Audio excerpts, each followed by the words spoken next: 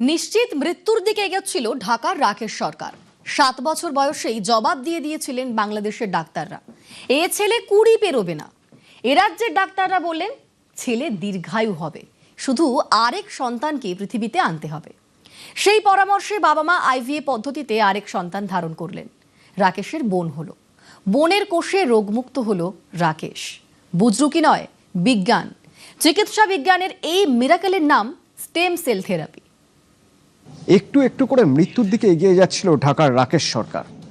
রাকেশের বয়স যখন 7, তখনই বাংলাদেশের ডাক্তাররা জবাব দিয়ে দিয়েছিলেন, বলেছিলেন খুব বেশি হলে বছর 20 বাঁচবে এ ছেলে। এ রাজ্যের ডাক্তাররা বললেন দীর্ঘায়ু হবে রাকেশ সরকার, তবে তার জন্য একটা কাজ করতে হবে। রাকেশের মা বাবাকে আবার এক সন্তান পৃথিবীতে নিয়ে আসতে হবে, ছেলেকে বাঁচাতে হবে। রাকেশের মা বাবা আইভিএফ পদ্ধতিতে সন্তানের জন্ম দিলেন। রাকেশের একটা বোন হলো, আর সেই বোনের কোষে সারল রাকেশের রোগ। ভাবছেন বুঝলু কি? বিজ্ঞান। এই পদ্ধতির নাম হলো স্টেম সেল থেরাপি।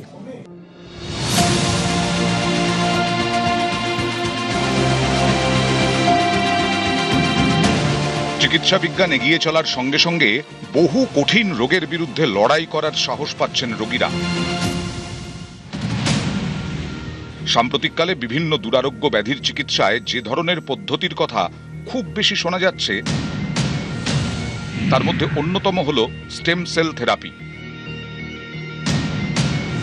সেই স্টেম সেলের বন্ধনেই বাঁচল জীবন। সদ্যজাত বোনের কোষে বাঁচল 7 বছরের দাদার জীবন। খুব বেশি হলে 20 বছর, এই পরমায়ু নিশ্চিত হয়ে গিয়েছিল যে শিশুর।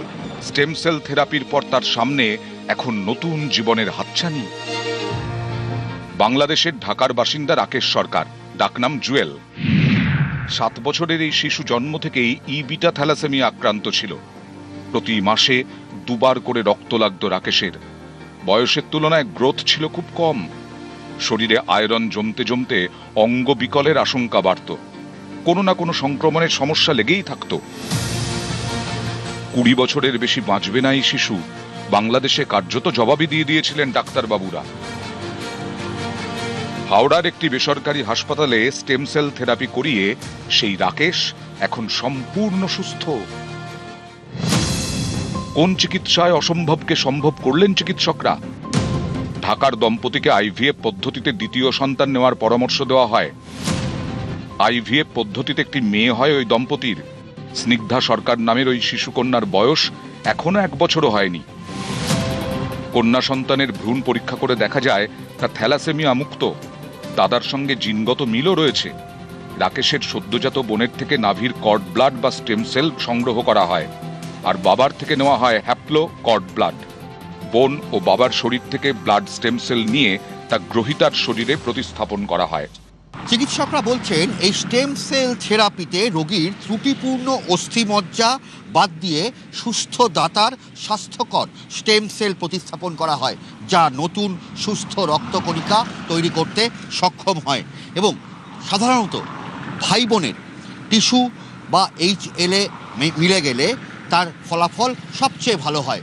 থ্যালাসেমিয়া ক্ষেত্রে থ্যালাসেমিয়া রোগীর নিয়মিত রক্ত বদলানো এবং অতিরিক্ত শরীরে আয়রন জমে যাওয়া এবং হিমোগ্লোবিন মারাত্মক পরিমাণে কমে যাওয়া থেকে মুক্তি পেতে এই স্টেম সেল থেরাপির বিকল্প নেই। থ্যালাসেমিয়া ফ্রি ফুল HLA ম্যাচ, এরম একটা ভ্রূণকে আমরা মায়ের ভ্রূণে বা ইউটেরাসে ইমপ্লান্ট করে যাকে বড় করে 9 মাস বাদে সেই বাচ্চাটা বেরোয়।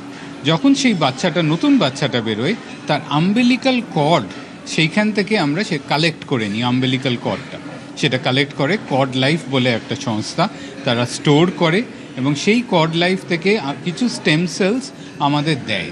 আমরা সেই স্টেম সেল নিই, প্লাস তার বাবার থেকে বাবা যে হচ্ছে হ্যাপ্লো আইডেন্টিক্যাল বা হাফ জেনেটিক ম্যাচ, তার থেকে কিছু স্টেম সেল নিই। এই দুটো মিলিয়ে প্রথম বাচ্চাটা যে রাকেশ বাচ্চাটা, তার বোন ম্যারো ট্রান্সপ্লান্ট করা হয়। বাচ্চাটা সম্পূর্ণ সুস্থ, বাচ্চাটার এখন কোনো রক্ত লাগছে না। আশা করছি যে বাচ্চাটা থ্যালাসেমিয়া থেকে সম্পূর্ণ সুস্থ হয়ে গেছে। ক্যান্সার, এইচআইভি, হৃদরোগ, হাড়ের অসুখ, স্নায়ুর সমস্যা, পেশির রোগ, কঠিন রোগের বিরুদ্ধে লড়াইয়ে অনেক দিন ধরেই দিশা দেখাচ্ছে স্টেম সেল থেরাপি।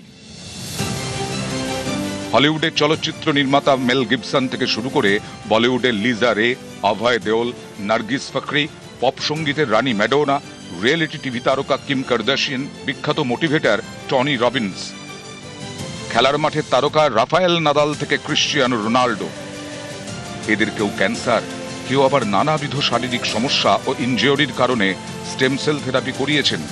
তারা সুস্থ আছেন। আমাদের হসপিটালে আমরা একটা save the sibling programme run করি। তো এটার concept is basically to make our country thalassaemia free. 7-year-old ছেলে বাচ্চা বাংলাদেশ থেকে, যার HbE বিটা থ্যালাসেমিয়া ছিল এবং ওর মাসে মাসে ব্লাড ট্রান্সফিউশনস লাগতো। তার কারণে ওর যে নর্মাল ডেলি অ্যাক্টিভিটিস অনেকটাই হ্যাম্পার ছিল, স্কুল যেতে পারতো না, ছুটি নিতে লাগতো। এখন একদম ভালো আছে, থ্যালাসেমিয়া ফ্রি আছে এবং স্কুল টুল যাচ্ছে। ওর বোনটা is completely thalassaemia free, is healthy. Abhijit Chanda, Kolkata, news 18 Bangla.